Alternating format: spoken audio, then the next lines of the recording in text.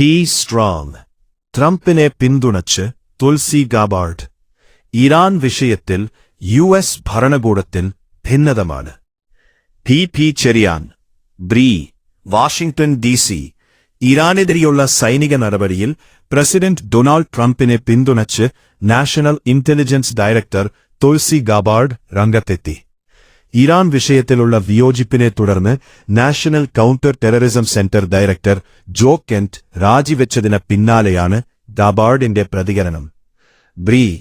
American ജനത്തിരഞ്ഞെടുത്ത commander in chief എന്ന നിലയിൽ രാജ്യസുരക്ഷ കണക്കിലെടുത്ത് തീരുമാനമെടുക്കാൻ ട്രംപിന് അധികാരമുണ്ടെന്ന് ഗാബാർഡ് വക്കരിച്ചു. രഹസ്യാന്വേഷണ വിവരങ്ങളുടെ അടിസ്ഥാനത്തിലാണ് ഈ തീരുമാനമെന്ന് അവർ കൂട്ടിച്ചേർത്തു.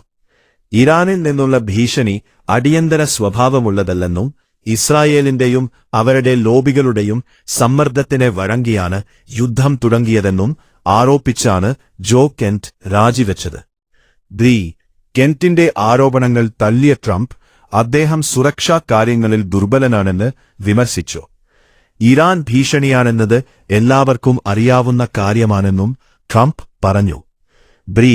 കെന്റിന്റെ കഥ അവകാശവാദങ്ങൾ തെറ്റാണെന്നും ഇറാൻ ഭീഷണി നേരിടാൻ തന്നെയാണ് നടപടി സ്വീകരിച്ചതെന്നും പ്രസ് സെക്രട്ടറി കാരോലിൻ ലീവിറ്റും പറഞ്ഞു.